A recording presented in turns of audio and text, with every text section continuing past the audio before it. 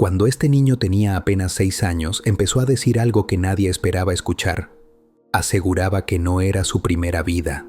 No hablaba como un juego. No lo decía riendo. Lo repetía con una seguridad que incomodaba a los adultos. Describía lugares que nunca había visitado, personas que nadie conocía, y recuerdos que no eran suyos. Sus padres pensaron que era imaginación, hasta que algunos detalles empezaron a coincidir con hechos reales, registros, nombres, lugares exactos.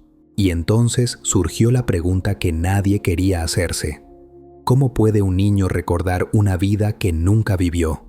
Lo que estás a punto de escuchar no es una historia de terror, es un caso real, documentado y aún sin explicación.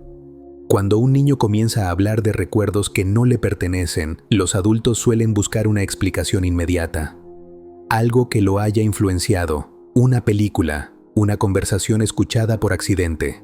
Eso fue lo primero que pensaron sus padres. Revisaron los programas que veía, las historias que escuchaba antes de dormir, las personas con las que pasaba más tiempo. No encontraron nada fuera de lo común. Aún así, el niño seguía hablando. No lo hacía todos los días. No buscaba atención. Mencionaba esos recuerdos de forma espontánea, como si fueran parte normal de su vida.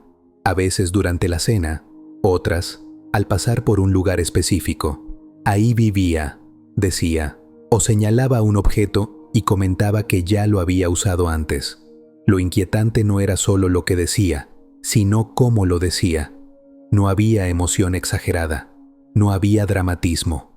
Era un tono plano, seguro, convencido. Con el paso de las semanas, los recuerdos no se desvanecieron, se repitieron, se ordenaron, se volvieron coherentes. Los nombres no cambiaban. Las descripciones no se contradecían. Era como si el niño estuviera recordando, no inventando. Y eso fue lo que empezó a incomodar a sus padres, porque la imaginación infantil suele transformarse, pero esto no lo hacía. Finalmente, decidieron hacer algo que nunca habían planeado, verificar uno solo de los datos que el niño mencionaba. No para confirmar nada extraordinario, solo para tranquilizarse, solo uno. Pero lo que encontraron cambiaría por completo la forma en que entendían la historia de su hijo. El caso que estás a punto de escuchar ocurrió en Estados Unidos y fue investigado durante varios años. El niño tenía apenas 5 años cuando empezó a hablar de una vida anterior. No decía frases sueltas, contaba una historia completa. Decía que, antes de nacer, había sido un hombre adulto, que había vivido cerca del mar, que volaba aviones y que había muerto en una guerra.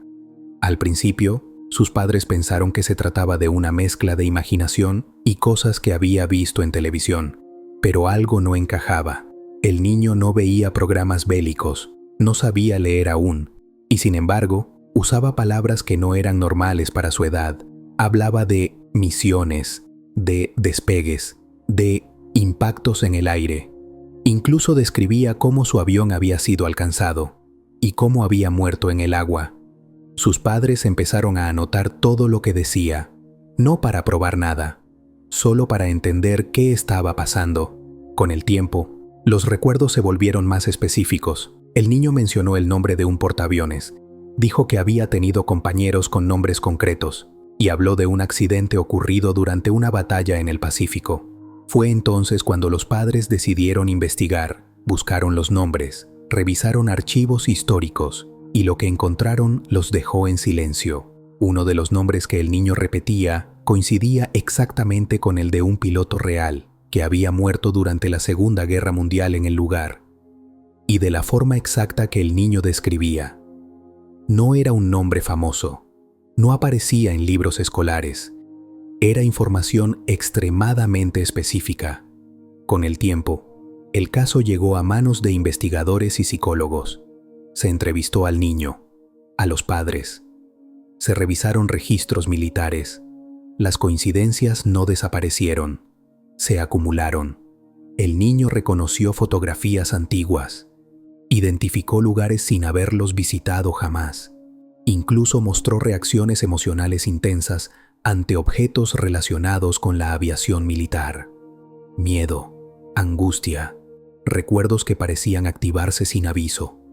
Con los años, los recuerdos comenzaron a desvanecerse.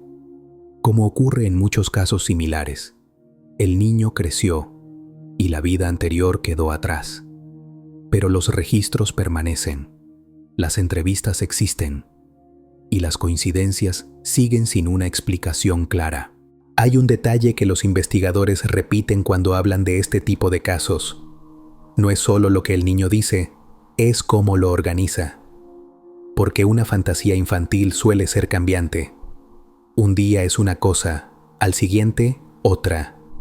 Pero aquí había consistencia. El niño describía escenas como si fueran recuerdos que ya estaban guardados y que simplemente salían a la superficie. Hablaba del ambiente, del ruido, del miedo, de la presión en el pecho y de un momento específico en el que todo se terminaba. Sus padres hicieron lo más lógico. Intentaron encontrar de dónde venía esa información. Revisaron lo que veía, lo que escuchaba, lo que alguien pudo haberle contado sin darse cuenta, y no encontraron una fuente clara. Entonces comenzaron a anotar frases exactas, palabra por palabra, no para probar nada, sino para entender si el relato se iba a contradecir con el tiempo. Pero no se contradijo.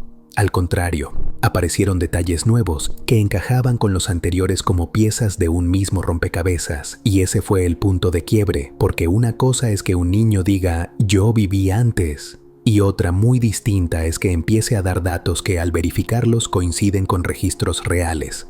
Para la familia, lo más duro no fue el misterio, fue el efecto que esto tenía en el niño. No era un cuento divertido.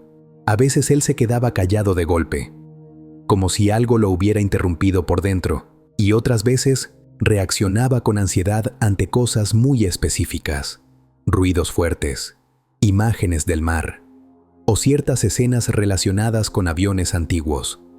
Los padres intentaron manejarlo con cuidado. No querían sugerirle nada, no querían alimentarlo, solo querían que su hijo estuviera bien. Buscaron orientación profesional, no desde la fe, sino desde la preocupación. Y lo extraño es que, con el tiempo, como ocurre en muchos casos documentados, los recuerdos comenzaron a apagarse. Primero se hicieron menos frecuentes, luego menos intensos, hasta que un día simplemente dejó de hablar de esa vida. Pero para los adultos que lo vivieron, quedó una marca difícil de borrar.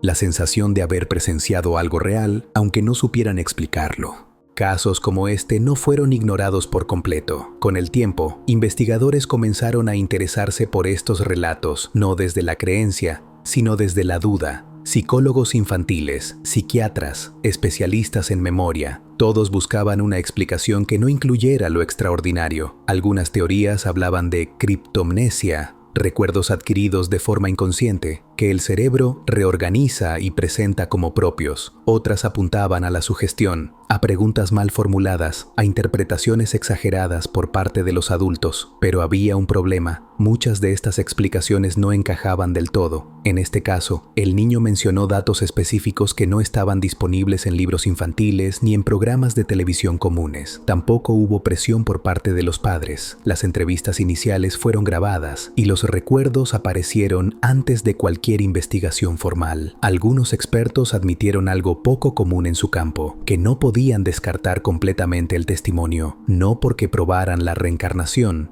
sino porque no lograban explicar cómo el niño accedía a esa información. Con el paso del tiempo se documentaron otros casos similares en distintas partes del mundo. Niños que hablaban de vidas anteriores, que mostraban fobias inexplicables o habilidades relacionadas con recuerdos que no parecían propios. Ninguno de estos casos fue concluyente por sí solo, pero juntos formaban un patrón inquietante. Este no fue un caso aislado. A lo largo de los años, se han documentado otros relatos con patrones sorprendentemente similares. En uno de ellos, un niño comenzó a hablar, desde muy pequeño, de una vida anterior en la que había muerto de forma violenta. No ofrecía una historia elaborada, solo fragmentos, un lugar, una forma de morir y un miedo intenso a situaciones que parecían no tener sentido para su edad. Con el tiempo, Algunos de esos detalles coincidieron con hechos reales ocurridos décadas antes en la misma región. No hubo confirmaciones absolutas, pero tampoco explicaciones sencillas. En otro caso, una niña empezó a mencionar una familia que no era la suya.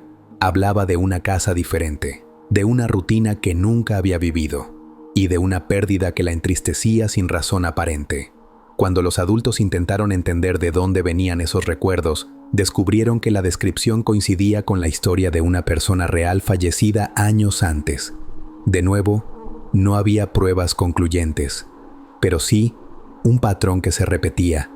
Niños muy pequeños, recuerdos que no parecían aprendidos, emociones intensas asociadas a hechos que no habían vivido y, con el paso del tiempo, el mismo desenlace. Los recuerdos comenzaban a desvanecerse, como si nunca hubieran estado ahí, dejando atrás solo preguntas difíciles de ignorar. La mayoría de estos niños deja de hablar de sus recuerdos con el tiempo. Al crecer, la vida continúa. La escuela, las amistades y las memorias extrañas se desvanecen. Algunos investigadores creen que, si estos recuerdos existen, solo pueden manifestarse en una etapa muy temprana de la vida, antes de que la identidad termine de formarse. Otros piensan que la mente humana es capaz de construir relatos complejos a partir de fragmentos que ni siquiera recordamos haber absorbido. Tal vez nunca tengamos una respuesta definitiva, pero lo que sí sabemos es que estos casos dejan preguntas difíciles de ignorar. ¿Qué es realmente la memoria? ¿Hasta dónde llega la mente humana? ¿Y cuánto de lo que somos podría venir de antes? Tal vez no se trate de probar si existe o no una vida pasada. Tal vez se trate de aceptar que todavía no entendemos del todo cómo funciona la conciencia y que, en algunos casos, la realidad es más extraña de lo que estamos preparados para explicar.